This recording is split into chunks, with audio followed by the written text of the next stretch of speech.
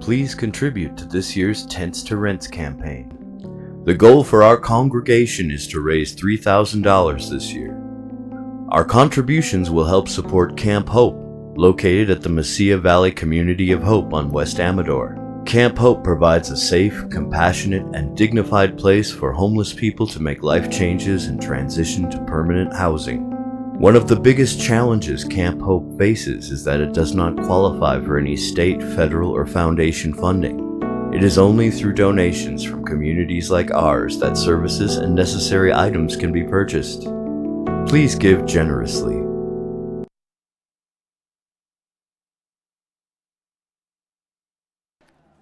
I have a page full of announcements this morning.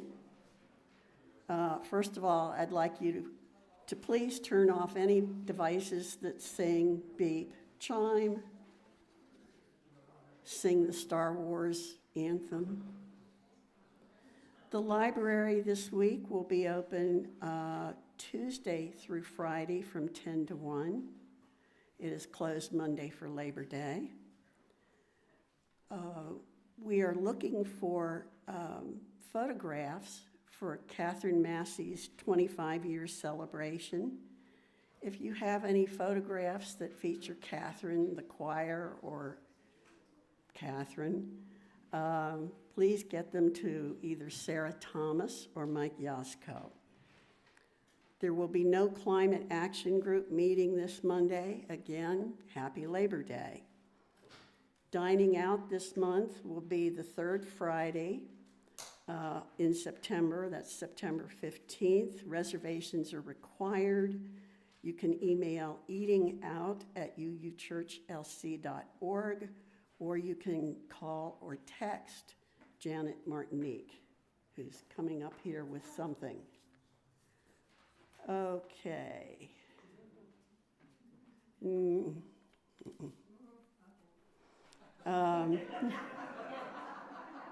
Religious education is available at 10 a.m. in the Religious Education Building or on Zoom. And finally, we will be celebrating 25 years of Catherine Massey's service as our Director of Music on Sunday, September 24th. As a token of our appreciation, we would like to treat Catherine and her spouse, Tammy, to a weekend at River Bend. If you would like to contribute to this special gift, please see Judy Licht or Irene Schultz after the service or during coffee hour. And it's a secret. It's a secret, people.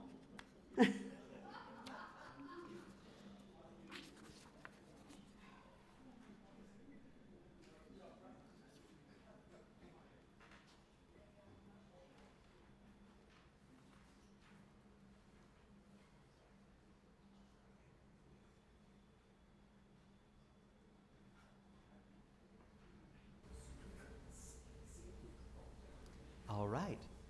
Our opening hymn this morning is Hard Travelin', courtesy of Woody Guthrie. No, it's the prelude. Prelude, thank you. Prelude.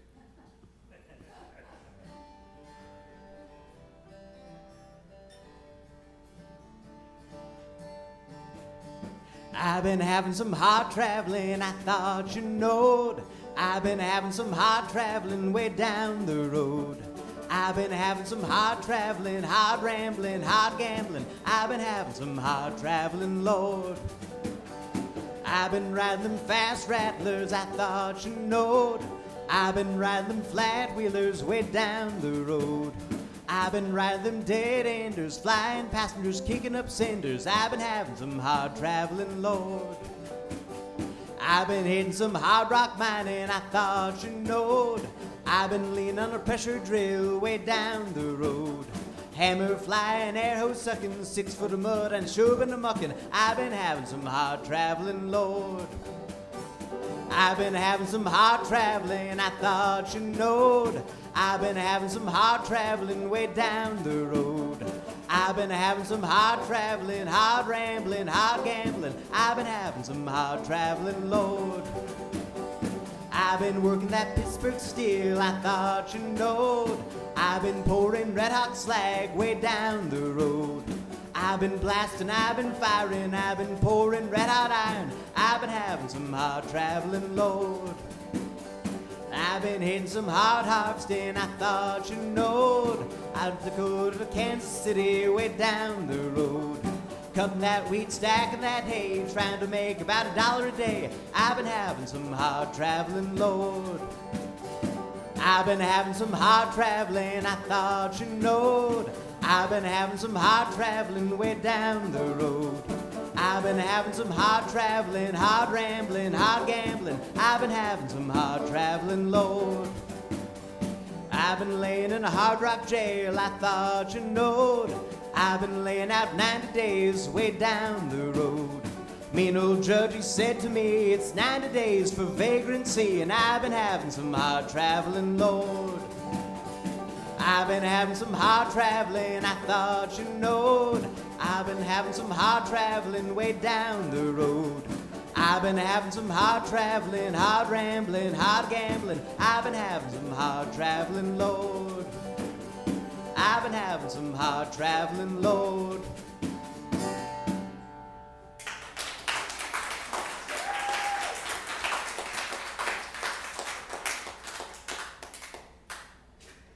Good morning. Welcome to the Unitarian Universalist Church of Las Cruces. We welcome everybody who's in the sanctuary this morning and anybody who is joining us on YouTube. And we especially welcome the kids. I'm Lynn Pearson, your service associate today.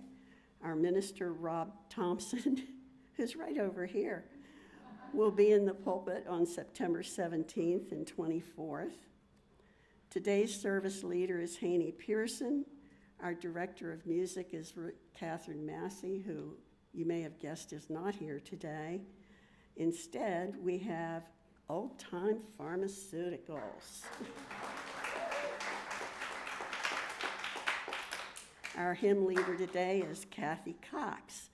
Our director of religious education is Kelly Ingram, and assisting us on media are Elwin Nunn on camera and Mike Yasko, who's doing double duty today on audio and video.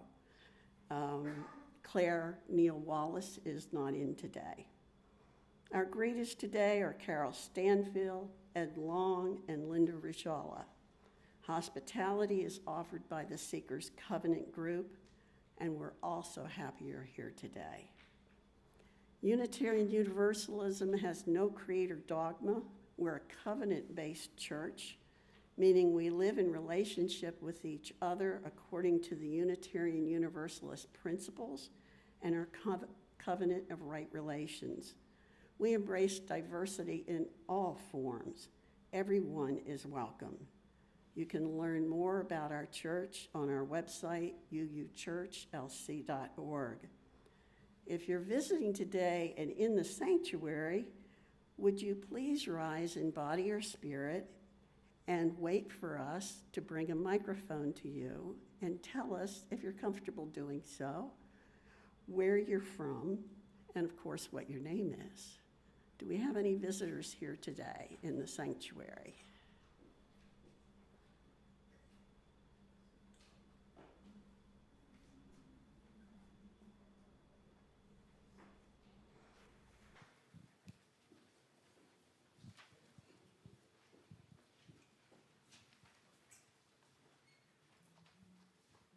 Hi, everybody. I'm Deborah Bergman.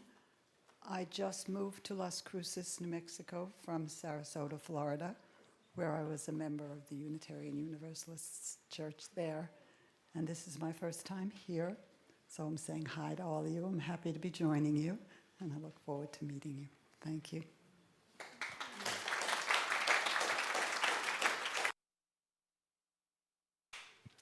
Hi, I'm Rhea Bernstein, and I'm Deborah's daughter, and joined her here as well. So, hi, everybody.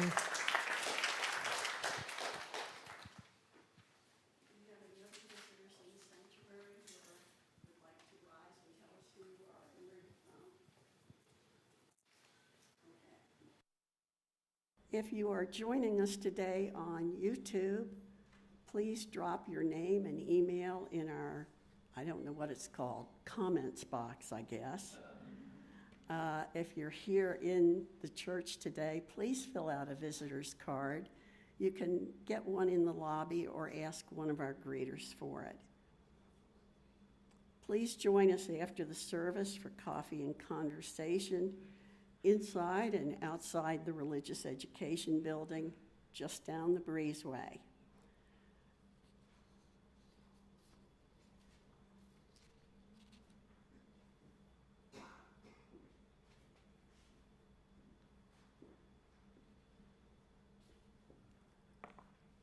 Good morning, church. Our opening words are from James Baldwin's book of essays, Nobody Knows My Name. A country is only as good, only as strong as the people who make it up. And the country turns into what the people want it to become. I don't believe any longer that we can afford to say that this is entirely out of our hands. We made the world we're living in, and we have to make it over.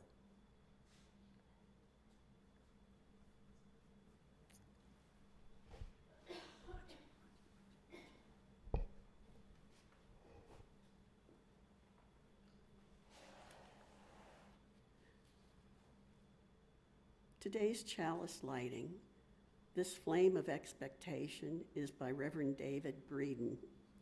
We kindle this flame in expectation, not the expectation that justice will soon prevail, not the expectation that the struggle will soon be won, yet in the expectation that companionship and joy will be ours on the journey. We kindle this flame in community and expectation. Please rise as you are able to recite the affirmation of covenant, followed by our doxology sung in English and Spanish. Love is the doctrine of this church. The quest of truth is our sacrament, and service is our prayer. To dwell together in peace, to seek knowledge and freedom, to serve others in community, to the end that all souls shall grow into harmony with creation. Thus do we covenant with one another. From all that dwell below the skies, let songs of hope and faith arise. Let peace, goodwill on earth be sung. Through every land, by every tongue. De todos bajo el gran sol, surja esperanza, fe, amor, verdad, belleza en la canción de cada tierra, cada voz.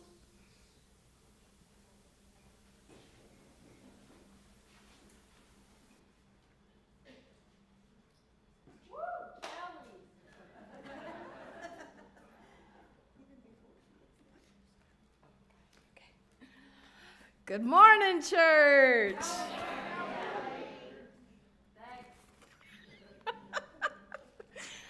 This morning I'm reading an article written in UU World titled "The Stages of Rest."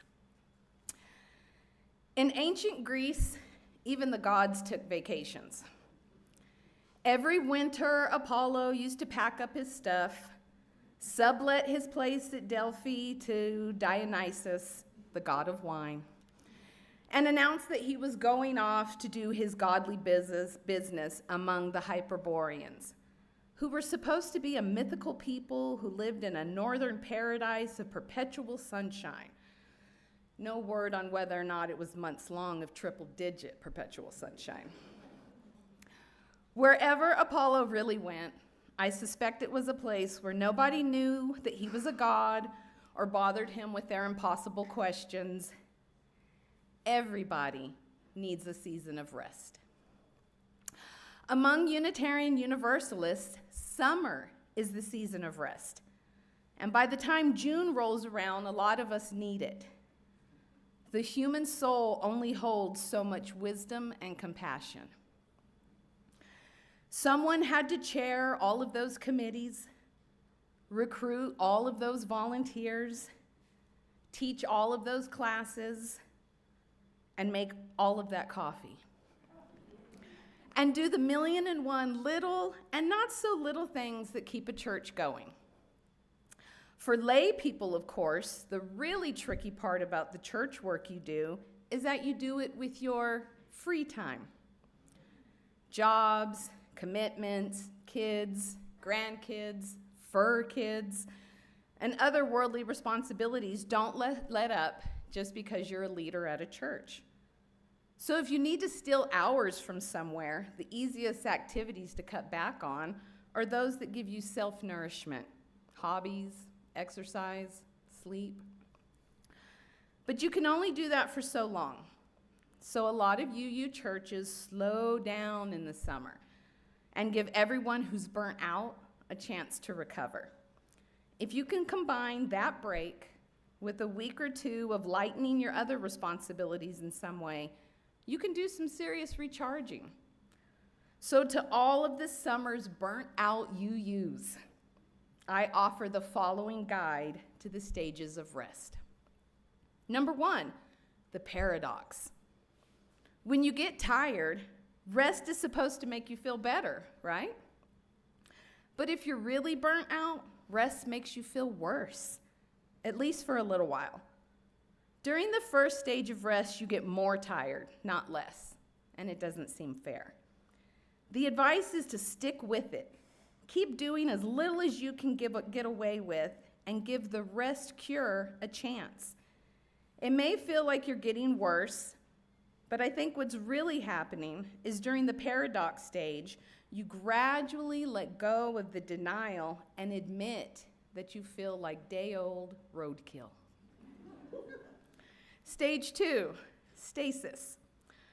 After you let go of your denial, it's possible to be genuinely happy in small doses, as long as nobody expects anything from you. During stasis, the burnout is like a sprained ankle.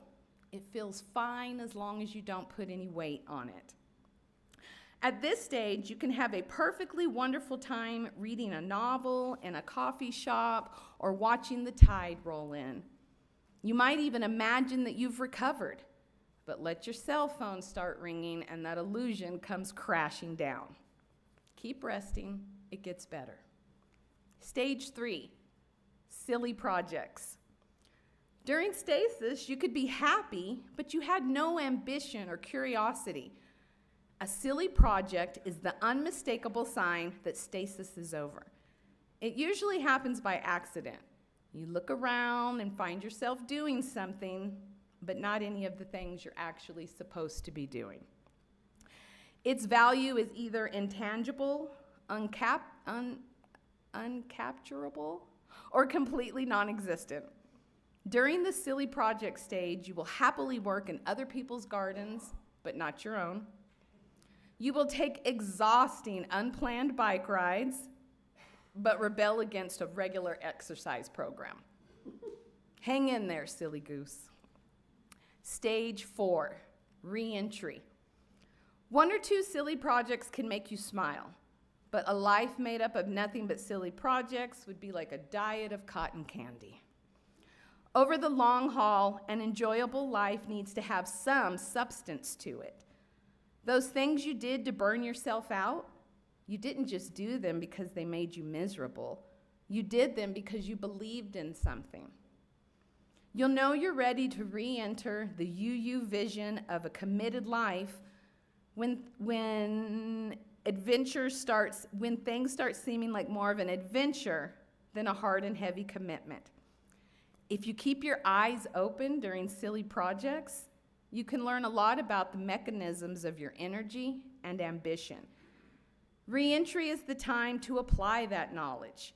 As you reclaim your commitments in the fall, observe how they connect or don't connect to your sources of inspiration. Maybe a different set of commitments would better express the person you really are. When all the stages are over, the big temptation is to forget. It wasn't that bad. You were never really that burnt out. You goofed off a little during the summer, but you're fine now. But burnout teaches a valuable lesson. If you push yourself too hard, you can break. That lesson may not be comfortable, but it's worth remembering. Legend says that these lessons were learned from gods in Greece. Maybe they sum up the things Apollo learned while sipping wine and resting with his time with the Hyperboreans. Oh, and to my RE students, remember we're going to listen to the children's blessing one time through before we leave.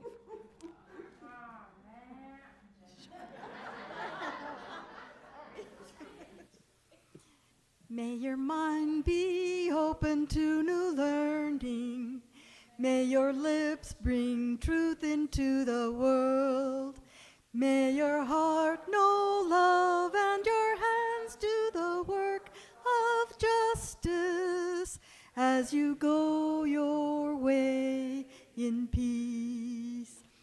May your mind be open to new learning. May your lips bring truth into the world. May your heart know love and your hands do the work of justice as you go your way in peace. Please rise as you are able to sing the opening hymn. Have I missed something? Yes, my own piece of this program. We have a number of members from the membership committee in the audience. We have Lori Miller is here, Kathy Cox, Carol Stanfill, and one of our greatest pleasures is welcoming new members to the congregation. And this year, and these are new members since January of this year, we have 13 new members. And I know they're not all here today. One of them has a word for us up here on the screen, if Mike is prepared to.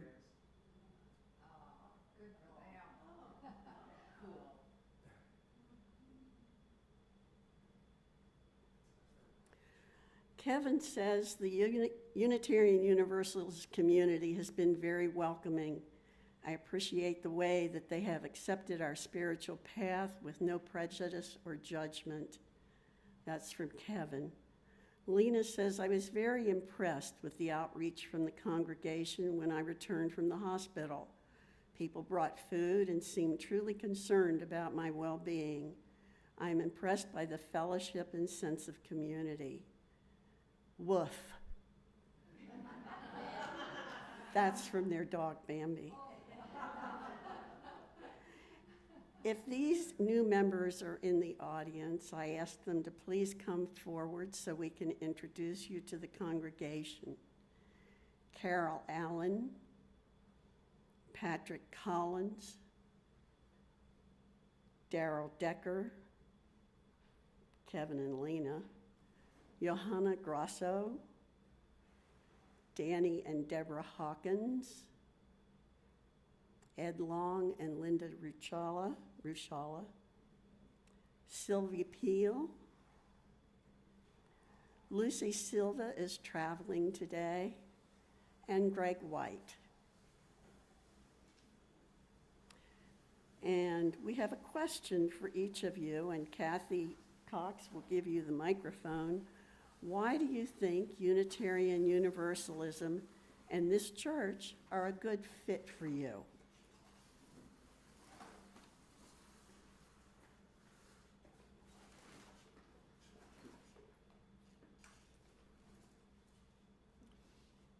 just start over here, I guess.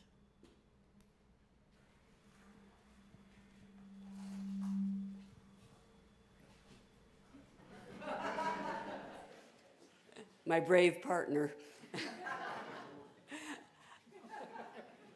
I'm Linda Rochella, and Unitarianism has been a great fit for me now for about more than 40 years. This is the 6th or 7th, depends upon how you count. I was at one church twice, a member of a church.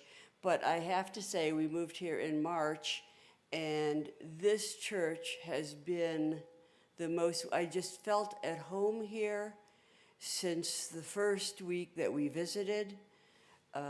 And there has been nothing at all that has changed my perspective on that in the weeks that follow.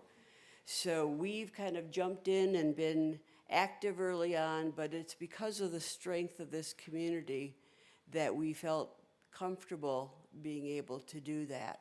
So I want to thank you all for what you have provided for us as we entered this new group. I'm Ed Long, and I first became a UU back in 1981 when I bought a book about religions and looked in and saw the little section on Unitarian Universalism and said, wow, a place that will take agnostics? I love it.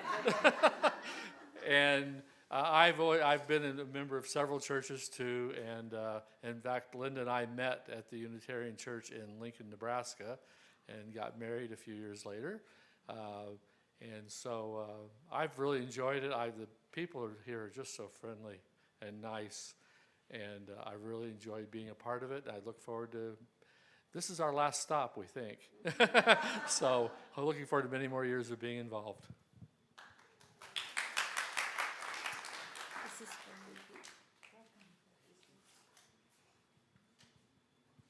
Okay, this is going to be a challenge. Yes, do you mind? I'm Carol Allen. I'm new to UU. I moved here about a little over a year ago, and someone mentioned a way to meet people would be to come to the UU.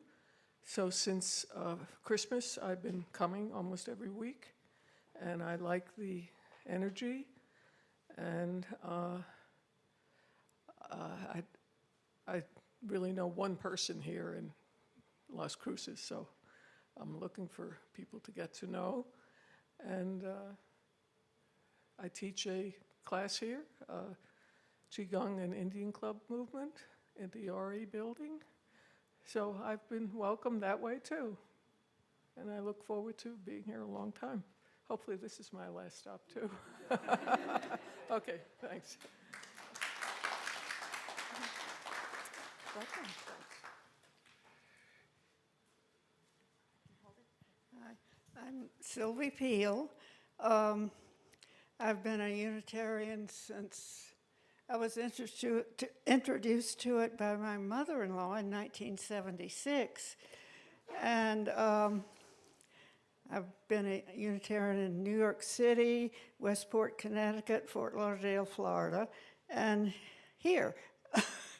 Hopefully this is my last time too.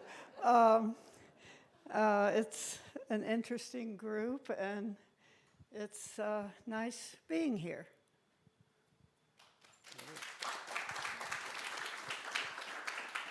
My name's Greg White, and I usually don't lack for words, but I'm a little bit at a loss. You know, what can I say? I came into a church and didn't know anybody, and then I met a bunch of people I knew. And, you know, not that I knew anyone, it's just that I've gotten to know people, and it's really a joy to me. I really appreciate the covenant base of this church because it's aspirational and inspirational, and it fits for me for those reasons. Welcome.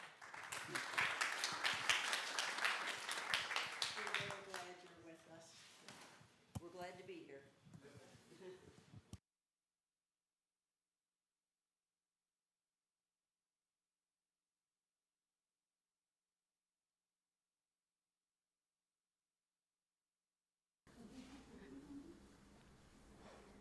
Please rise as you are able to sing our first hymn, For All That Is Our Life, and Kathy Cox will lead.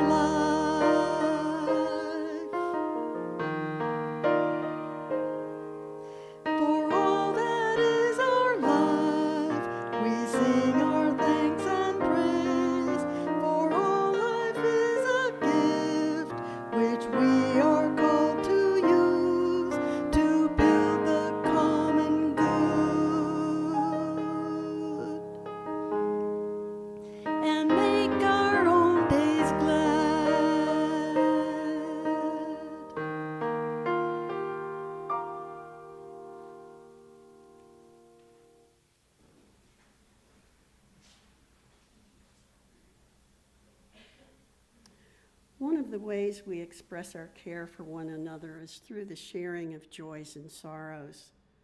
Another way we do this is by lighting candles and silently saying to ourselves our joys, sorrows, or concerns. As the music plays, please come up and light a candle to express your joy or concern.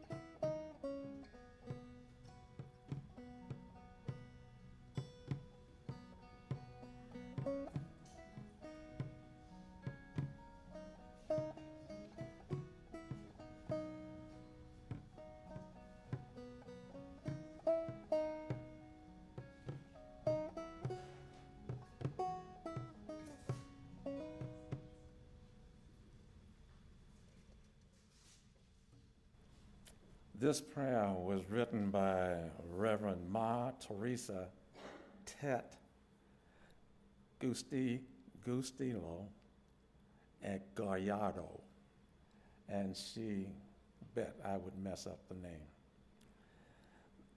name.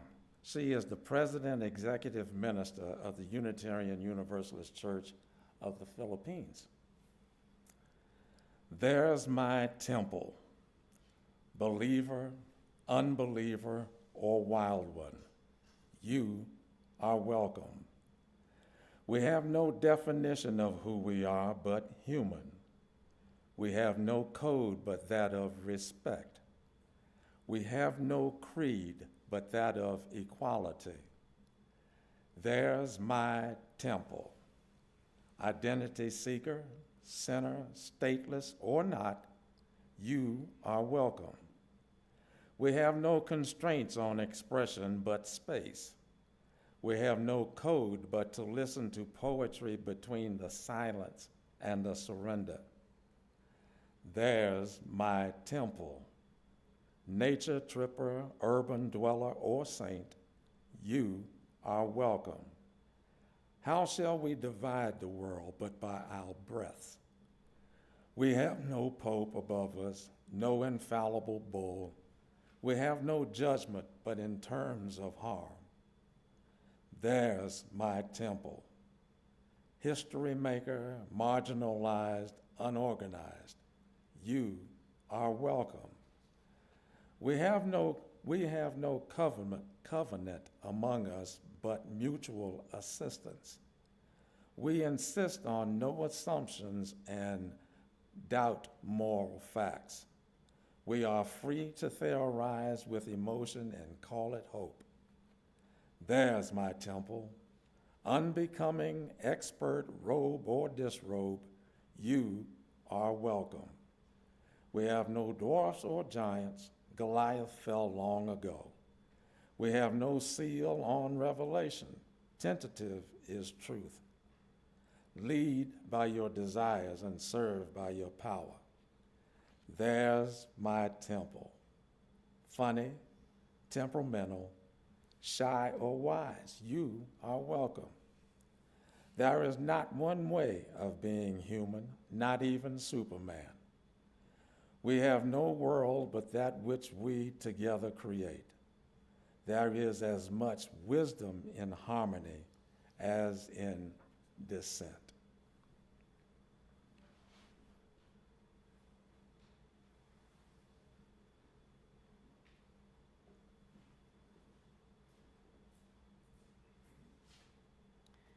Today's reading is entitled The Holy Work of Showing Up by Reverend Ashley Horan, the Organizing Strategy Director of the Unitarian Universalist Association. That's a new title. Where she works with a team of faithful organizers and movement builders to shape the justice work of Unitarian Universalism to be spiritually grounded and politically effective. How is it with your soul? This is the question that John Wesley, Anglican priest and founder of Methodism, was known to ask of participants in small reflection groups. I ask you because for me, this has been a hard week. So beloveds, how is it with your souls? If your response to that question is anything like mine, I want to invite you to pause as you read this. Take a deep breath, say a prayer, sing a song, light your chalice, feel the force of gravity pulling us all towards the same center. Whatever helps you feel more rooted and less alone. Now do it again and again and again. And once you feel that rootedness and connection, hear this. You are loved beyond belief. You are enough. You are precious. Your work and your life matter, and you are not alone. You are part of a we, a great cloud of witness, living and dead, who have insisted that this beautiful broken world of ours is a blessing, worthy both of deep gratitude and fierce protection. Our ancestors and our descendants are beckoning us, compelling us onward toward greater connection, greater compassion, greater commitment to one another and to the earth. Today, we are resilient and resourceful, enough to say yes to that call, to make it our life's work in 1,000 different ways, knowing that we can do no other than bind ourselves more tightly together and throw ourselves into the holy work of showing up again and again, to be part of building that world which we dream, but which we have not yet seen.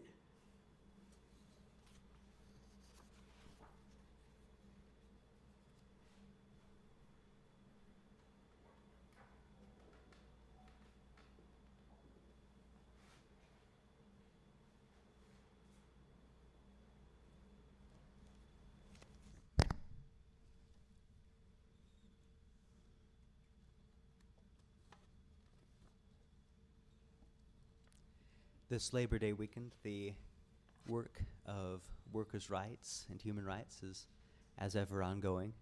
So we have another Woody Guthrie song for you this morning, Deportee. And, please join in as you're willing and able.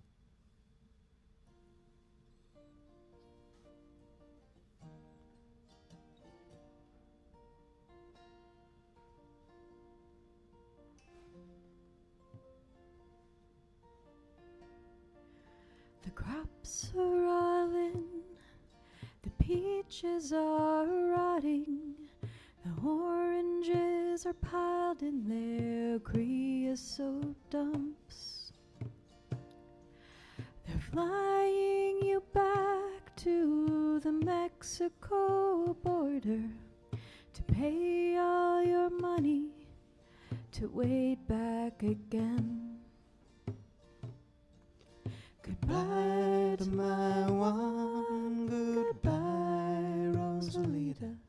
Adios, mis amigos, Jesus y Maria. You won't have a name when you ride the big airplane. All they will call you will be deportee.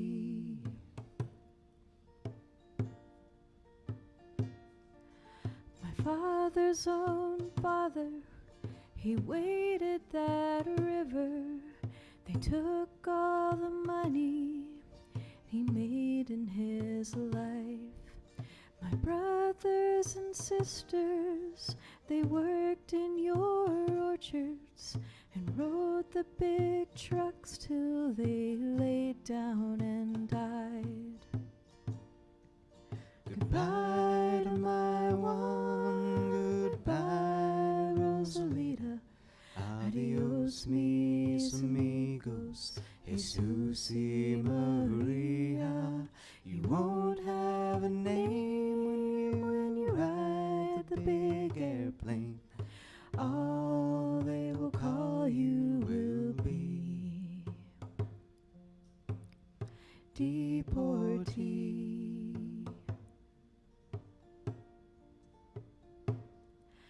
The sky plane caught fire over Los Gatos Canyon, a fireball of lightning that shook all our hills. Who are these friends, all fallen like dry leaves? The radio said they are just deportees. Goodbye to my one, goodbye, Rosalita. Adios, mis amigos, Jesus y Maria. You won't have a name when you ride the big airplane. All they will call you will be deportee. All they will call you will be deportee.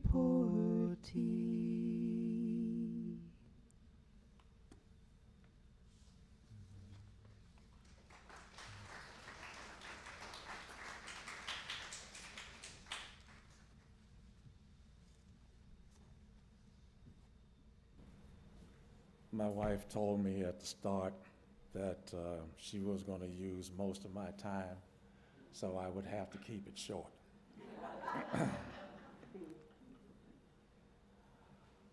I was searching the web, looking for something to focus on for Labor Day, and I stumbled on a runner site.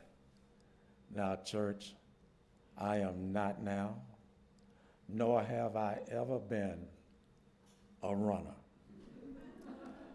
Running without having a ball involved or for some deadly life event just never mattered to me. No runner.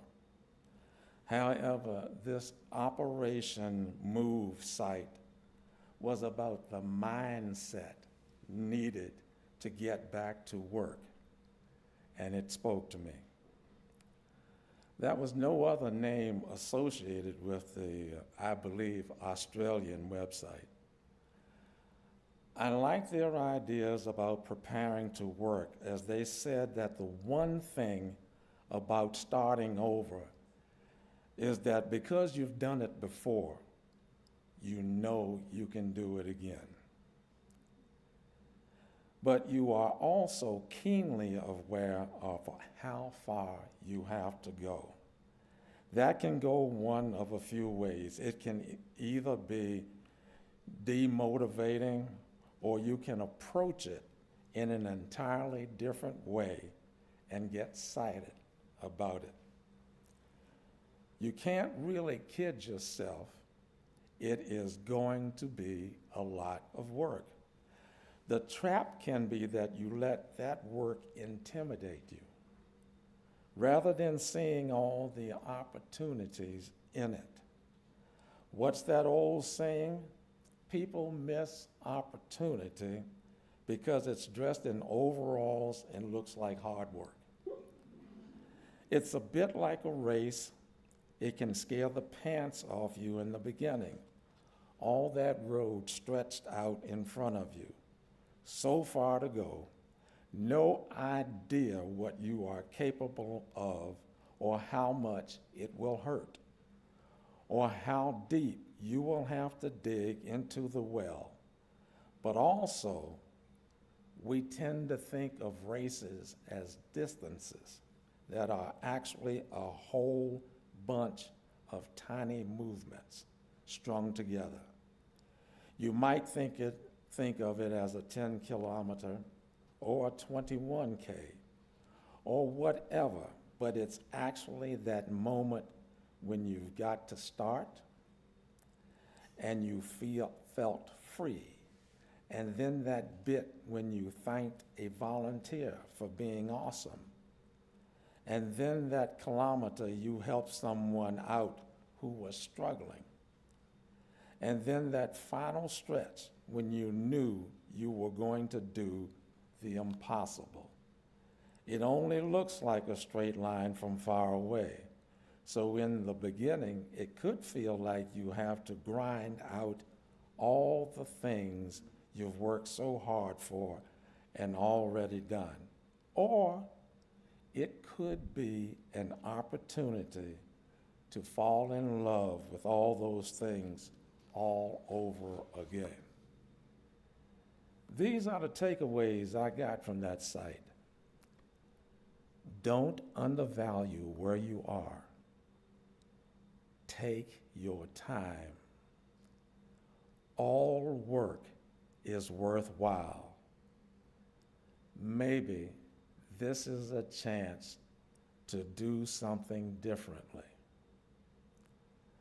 Yeah, this site was about running, but the takeaways can be applied to the work of the church. When we look at what has to be done, we can become so overwhelmed, so scared that we don't know what to do. Don't become overwhelmed. This country is in a hot mess, but people are pushing it back against the rising tide of fascism. Maybe some of the villainy will crawl back under rocks, but don't count on it. It took the pendulum a long time to reach this, hopefully, amplitude. But as the Unitarian minister, the Reverend Theodore Parker, pointed out in his 1852 sermon, Justice and the Conscience, and as Reverend Dr. Martin Luther King Jr. shortened in his famous speech, the arc of the moral universe is long, but it bends toward justice. Or, as the singing blues harp player Little Walter would have sung if we were presented with this much work, you work, work here. You work, work there. You work, work everywhere.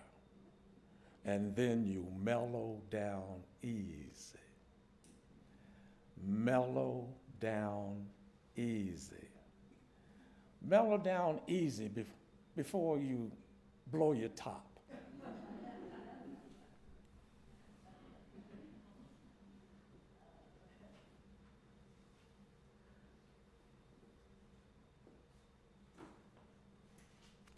The operation and outreach of our church needs your input and your contributions of time, talent, or treasure. Right now, I'm asking for the latter. This is a perfect time to think about what you can give back. In a moment, the greeters will pass among you with offering baskets. Please give as generously as you can.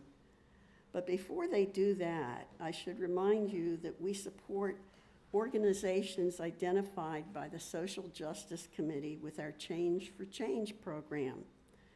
This is the last month of the third quarter, and the recipient of our Change for Change is the Children's Reading Alliance. You can give to them by putting your change in the basket or writing Change for Change on the note line of your check, whatever. Please give generously.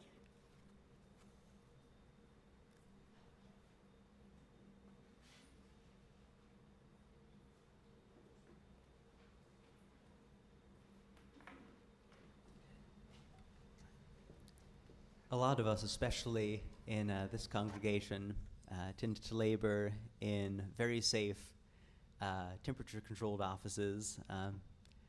So here's a piece remembering all the people who have much rougher conditions. It's a Woody Guthrie-style piece written by teacher at the Old Town School of Folk Music, Jonas Friddle, just a few years back, about events also just a few years back. It's called Montclair, West Virginia.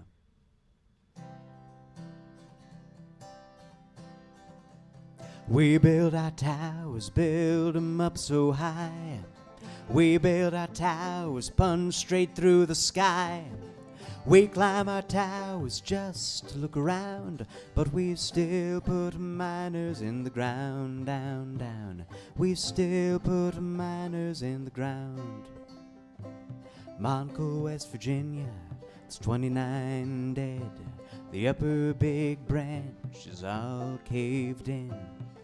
The story in the newspaper said, it's no wonder it's happened again. Massey broke the law time after time, and still we let him put men in the mine. Slapped the wrist, slapped him with a fine. We still let Massey put men in the mine. Turn on our lights, turn 'em up so bright. Turn on our lights, burn right through the night. Turn on our lights just to look around, but we still put miners in the ground, down, down. We still put miners in the ground. Mr. Blankenship says, that's the way it goes. Mr. Blankenship says what everybody knows. It's coal that pays the bills, and it's us that pays for coal. Mr. Blankenship's got a big bankroll, and the regulators told him time after time, your mines aren't safe and someone's gonna die. But the regulators wouldn't shut the mines down. We still let Massey put men in the ground. We built our towers, built 'em up so high. We built our towers, spun straight through the sky. We climb our towers just to look around, but we still put miners in the ground, down, down. We still put miners in the ground. We built our towers, built 'em up so high. We built our towers, spun straight through the sky. We climb our towers just to look around, but we still put miners in the ground, down, down. We still put miners in the ground.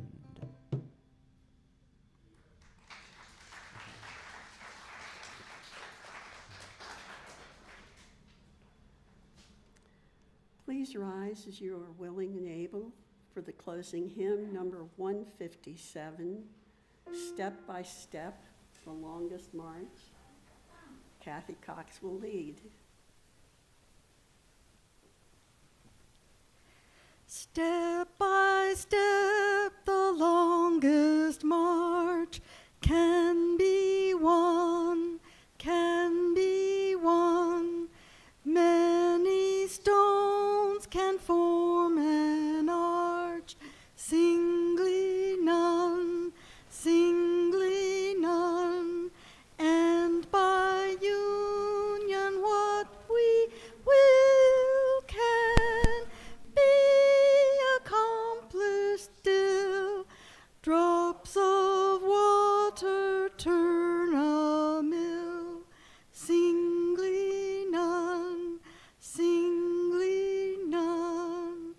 Step by step, the longest march can be won, can be won. Many stones can form an arch, singly none, singly none. And by union what we will can be accomplished still. Drops of water turn a mill, singly none, singly none.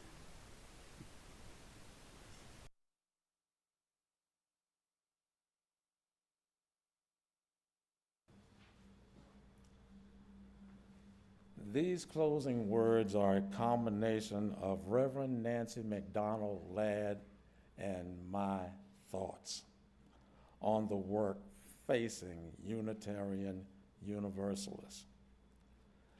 This is not a game. We are not going to win. These were the words that Reverend Nancy McDonald Ladd said to herself and the leaders in the Racial Justice Task Force at the congregation she serves. She believes they are collectively just about the best that the liberal church has to offer. Their racial justice leaders come from different backgrounds and different generations. They were learning and struggling at the intersections of class, race, gender, and ethnicity. They were multiracial, though still predominantly white. They were committed and steadily advancing in their own consciousness and their capacity to combat the injustice of the world. And still, even knowing that they were assembled and self-selected as people called to bring one liberal church closer to living its own values, they had to be reminded that the way forward would not be a straight line. However, they are going to stay in the fight even when it's hard, for as long as they can, to the extent that their hearts can bear. They are going to stay in it together. This congregation works hard at more than the day-to-day operation of our church. This congregation is fighting the attacks on American human rights, women's rights, voting rights, transgender affirmative treatment, LBQ+, and on the free press. There is even an attack on the discussion of any of the above. We have got our work set out for us, but one cannot do it all. Just pick something.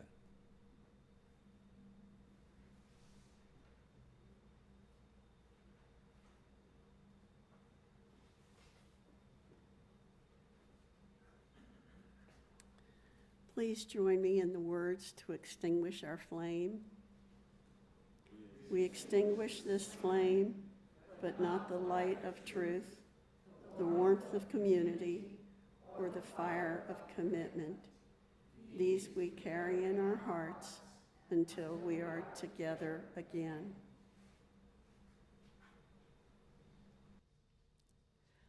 Following up on Haney's call to find something that we can make a difference in and get to work on it, here's a marching song, originally inspired by an 1800 speech by suffragette Helen Todd, put into a poetry by James Oppenheim, and put to music by Mimi Farina. Many hands came together to make this one. It's called Bread and Roses.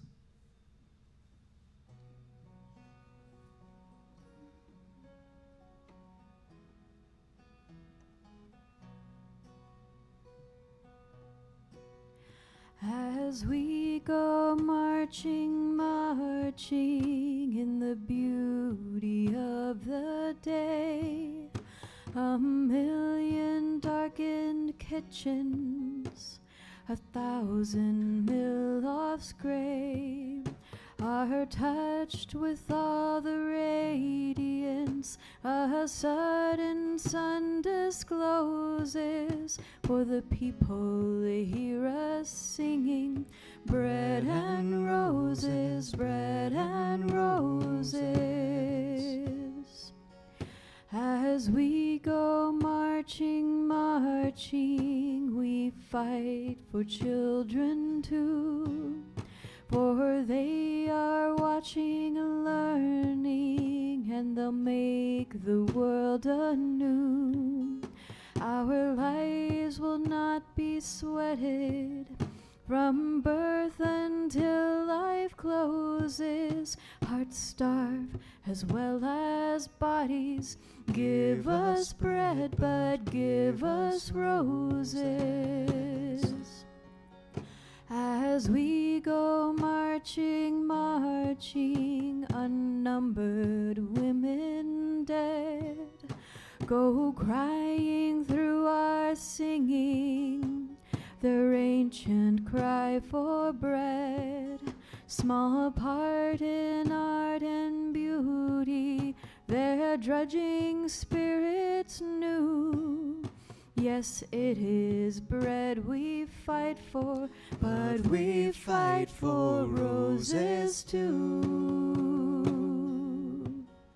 As we go marching, marching, join in who feels the call. For the rising of the women means comes the rising of us all. No more shall countless thousands toil as one reposes, but we shall share life's glories, bread and roses, bread and roses, bread and roses, bread and roses, bread and roses.